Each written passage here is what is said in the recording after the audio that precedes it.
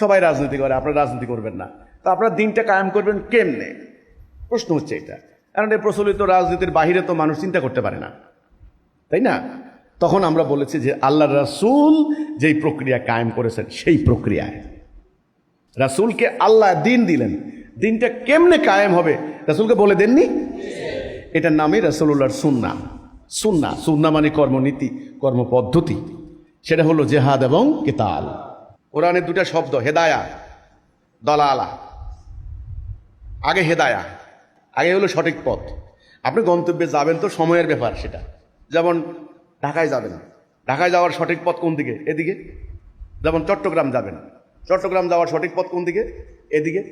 তাহলে আপনি যদি জান্নাতে যেতে চান তাহলে আপনাকে আগে সঠিক পথ অনুসন্ধান করতে হবে। এই সঠিক পথের নাম হলো হেদায়া, রাইট ডাইরেকশন, তাওহীদ, লা ইলাহা ইল্লাল্লাহ। একমাত্র আল্লাহর আনুগত্য ছাড়া কারো আনুগত্য না করার অঙ্গীকার করা। নবী করিম সাল্লাল্লাহু আলাইহি সাল্লাম এই রাস্তা দিয়ে গেছেন, এই রাস্তায় তিনি কায়েম করেছেন। সাহাবা ইজমাইন এই রাস্তা দিয়েই গেছেন। এটাই সেই সিরাতুল মুস্তাকিম। গত কয়েক শতাব্দী ধরে ইবলিস ষড়যন্ত্র করে এই রাস্তাটা মুছে দিয়েছে, এই রাস্তাটা ভুলিয়ে দিয়েছে, এই রাস্তা থেকে আমাদেরকে নামিয়ে দিয়েছে। আলহামদুলিল্লাহ, হিজবুত তাওহীদের মাধ্যমে আজকে আমরা এই হেদায়েতের সন্ধান পেলাম, এই রাস্তার সন্ধান পেলাম, এই রাস্তাটা আমি চিনতে পারলাম। আলহামদুলিল্লাহ। আগে হেদায়া, আগে কি হেদায়া, এবার তাকওয়া, এবার দিন প্রতিষ্ঠার পালা। এই যে রাস্তাটা উঠলাম, এবার রাস্তাটা কায়েম করতে হবে না? সেটা হলো আল্লাহর দিন, দিনুল হক, এটা কায়েম করা দুনিয়াতে। কোরআনে আল্লাহ বলছেন না, আকিমুদ্দিন, দিন কায়েম করো। এই কায়েম করার জন্যই আমাদের এই একত্রিত সম্মিলিত প্রচেষ্টা। এই কায়েম করার প্রক্রিয়া কি হবে? আমি আবারও বলেছি, জিহাদ কেতাল। দিন কায়েম করার প্রক্রিয়া কি হবে? জিহাদ কেতাল। আমাকে প্রেস ক্লাবে ওই দিন আমরা একটা সম্মেলন করছিলাম, প্রেস ক্লাবে অনেক গুরুত্বপূর্ণ গণ্যমান্য ব্যক্তিরা এসেছেন। আমাকে বারবার ওনারা প্রশ্ন করেছেন যে আপনারা দিনটা কায়েম করবেন কেমনে?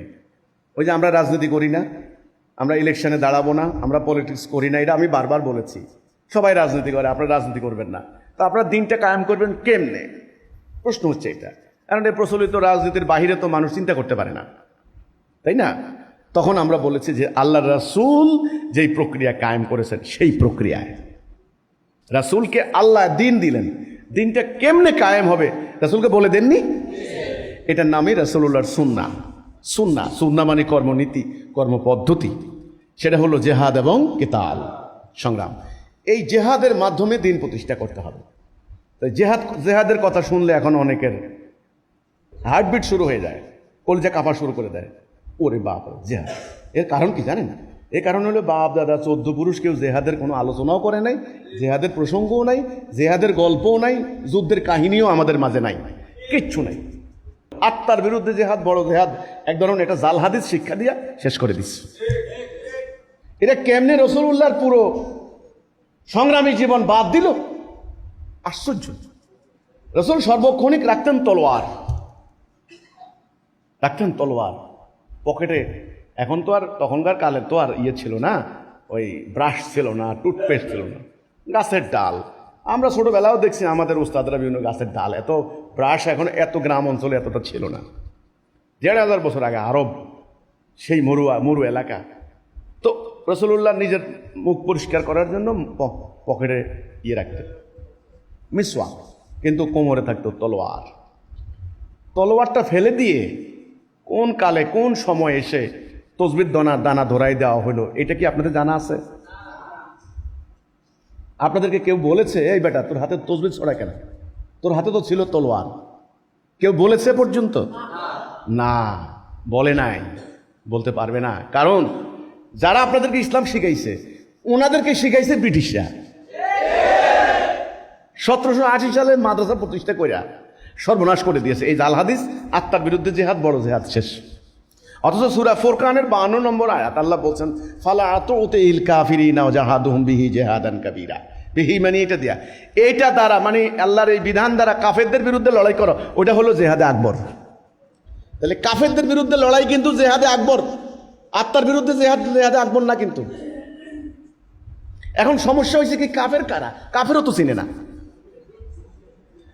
কিন্তু আল্লাহ যে বলে দিছে, যারা দুজ হুয়ার, যারা আমার আইন দ্বারা বিচার করে না তারা কাফের। এখন তো আশা করি যাদের এই হেদায়াত দৃষ্টি খুলে যাবে তারা তো আশা করি দেখতে পাবে জিনিসটা কি। পানির উপরে দাঁড়াইয়া আপনি ভিতরে কি আছে আপনি দেখতে পারবেন না। আপনাদের নিচে দিয়ে একটা যন্ত্র দিয়ে যদি চোখ দিয়ে পানির নিচে ঢুকাই দেওয়া হয়, চোখের সামনে একটা গ্লাস, তো দেখবেন ফাঙ্গাস মাছ, রুই মাছ সব দেখা যেতেছে। কোনটা শিং মাছ, কোনটা সাপ, কোনটা সব দেখতে পাবেন আপনি, এই কোনটা কুচ্চা এর ভিতরে। কথা ক্লিয়ার হয়েছে কি না হয় নাই? তো আপনাদের সামনে তো ওইটা নাই, আপনারা তো দেখেন না, অন্ধ করে দিছে। এটা আল্লাহ কোরআনে বলছেন এরা অন্ধ, হাসরের দিন অন্ধ হইয়া উঠবে। হিসাব পরিষ্কার। আমি মুসলমান, আমি আল্লাহর কোরআনের বিধান মানব বলেই আমি মুসলমান। আমার রাষ্ট্র চলবে কোরআনের আইনে। আমার দেশের মানুষ দরজা খুলে ঘুমাবে, চুরি হবে না, ডাকাতি হবে না, কোনো সুদের কারবার হবে না, জালিয়াতি হবে না, অর্থ পাচার হবে না, দেশে চলে কোরআনের আইন। তবে তো আমি মুসলমান নাকি?